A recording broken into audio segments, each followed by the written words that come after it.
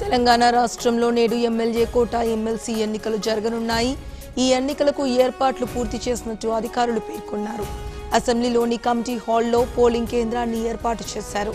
ఈ ఎన్నికలు ఉదయం 9 గంటల నుంచి సాయంత్రం 4 గంటల వరకు కొనసాగనున్నాయి. సాయంత్రం 5 గంటలకు ఓట్ల లెక్కింపు ప్రక్రియ ప్రారంభమవుతుంది. ఎమ్మెల్సీ ఎన్నికల సందర్భంగా అసెంబ్లీ వద్ద పోలీసులు పటిష్ట బందోబస్తు ఏర్పాట్లు చేశారు.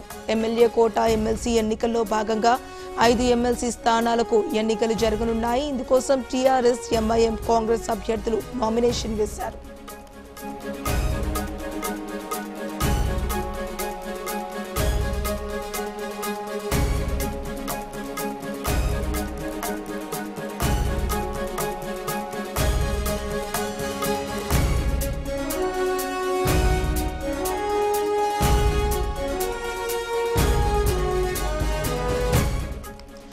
తెలంగాణ రాష్ట్రంలో నేడు ఎమ్మెల్యే కోట ఎమ్మెల్సీ ఎన్నికలు జరగనున్నాయి. ఈ ఎన్నికలకు ఏర్పాట్లు పూర్తి చేసినట్టు అధికారులు పేర్కొన్నారు. అసెంబ్లీలోని కమిటీ హాల్లో పోలింగ్ కేంద్రాన్ని ఏర్పాటు చేశారు.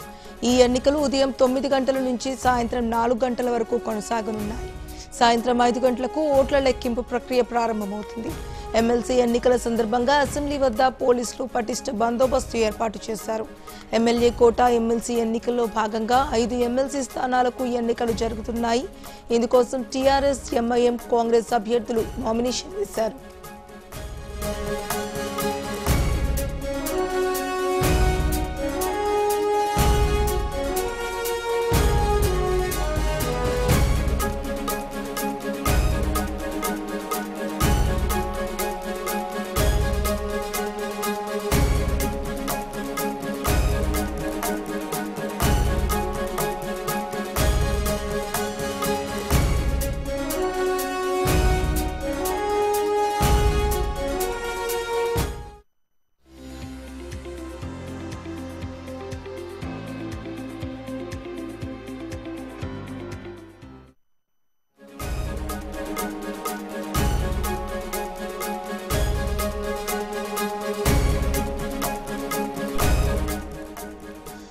తెలంగాణలో జరగనున్న ఎమ్మెల్యే కోట ఎమ్మెల్సీ ఎన్నికలను బహిష్కరిస్తున్నట్టు తెలంగాణ కాంగ్రెస్ పార్టీ ప్రకటించింది.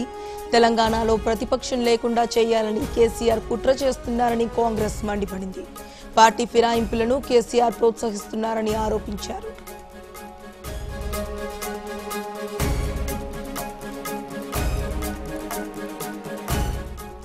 మరోవైపు నేడు ఎమ్మెల్యే కోటాలో ఎమ్మెల్సీల ఎన్నిక జరగనుంది. 5 ఖాళీలకు టీఆర్ఎస్, ఎంఐఎం తరపున 5గురు నామినేషన్ వేశారు. కాంగ్రెస్ ఎమ్మెల్యేలు ఆత్రం సక్కు, కాంతారావు, చిరుమర్తి లింగయ్య, హరిప్రియా నాయక్ పార్టీ మారడంతో కాంగ్రెస్ కు తగిన సంఖ్యాబలం లేకుండా పోయింది.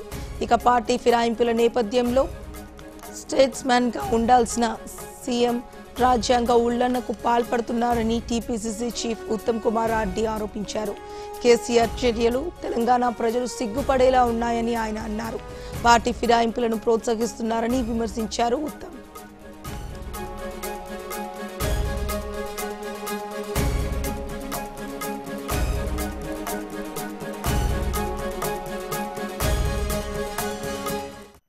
చాలా వికారమైన వికృతమైన రాజకీయ చేష్టలకు దిగజారి వరుసగా తెలుగుదేశం కాంగ్రెస్ ఎమ్మెల్యేలని ప్రలోభపెట్టి అనేక రకాలుగా రాజ్యాంగ వ్యతిరేకంగా చట్ట వ్యతిరేకంగా పార్టీ ఫిరాయింపులు నేరుగా ముఖ్యమంత్రి గారే ప్రోత్సహించారు. రాజ్యాంగంపై ప్రమాణం చేసి ముఖ్యమంత్రి పదవిని అలంకరించిన కేసీఆర్ గారు ఆ రాజ్యాంగాన్నే ఉల్లంఘించి బ్రేజన్గా బరిదెగించి ఎన్ని అక్రమ మార్గాలు ఉంటే అన్ని అక్రమ మార్గాలు అవలంబించి తెలుగుదేశం కాంగ్రెస్ పార్టీ ఎమ్మెల్యేలని టీఆర్ఎస్లో చేర్చుకోవడం కార్యక్రమం మొదలుపెట్టారు.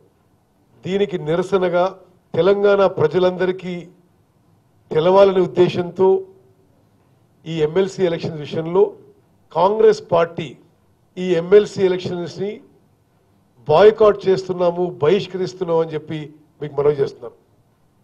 పెద్దల సభకి ఎంతో సార్థకత ఉండాలి. శాసనసభలో కంటే ఉన్నత స్థాయిలో చర్చ జరగాలి. అటువంటి శాసన మండలిలో పదే పదే నేరుగా ముఖ్యమంత్రి ఇంటర్వ్యూనై ఎవరు ప్రతిపక్షాల నుంచి ఉండొద్దు అనే వివరించడం తెలంగాణ ప్రజలే గమనించాలి.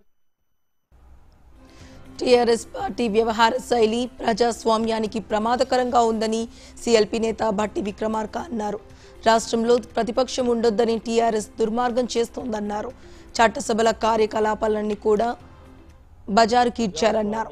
పార్టీ ఫిరాయింపులపై దేశవ్యాప్తంగా చర్చ జరగాలని భట్టి విక్రమార్క పేర్కొన్నారు.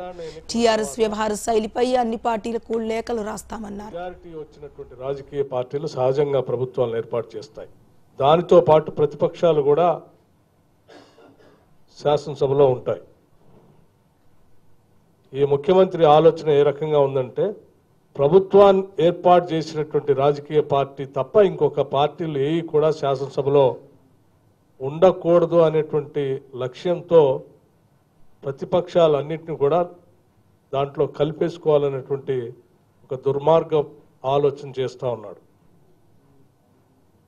ఇటువంటి ప్రక్రియ ఇది కేవలం ఏదో కాంగ్రెస్ పార్టీకో లేకపోతే ఇంకొక రాజకీయ పార్టీకో నష్టం అని ఎవరైనా భావిస్తే పొరపాటు. ఇది యావత్ ప్రజాస్వామ్యానికి అత్యంత ప్రమాదకరమైన సంకేతకం. ఇటువంటి పరిపాలన చేస్తున్నటువంటి చంద్రశేఖరరావు గారి అప్రజాస్వామ్య కార్యకలాపాలని రాష్ట్ర ప్రజానీకం అంతా కూడా గమనించాలి. ఈ కార్యకలాపాలు పాల్పడుతూ ప్రజాస్వామ్యాన్ని కూని చేస్తున్న ఈ రాష్ట్రంలో ఈ శాసనమండలి ఎన్నికకి సంబంధించి కాంగ్రెస్ పార్టీ బాయ్కాట్ చేస్తున్నటువంటి నిర్ణయాన్ని శాసనసభ్యులుగా మేమంతా చాలా ప్రజాస్వామ్యాన్ని నమ్ముకున్నటువంటి వ్యక్తులుగా సీఎం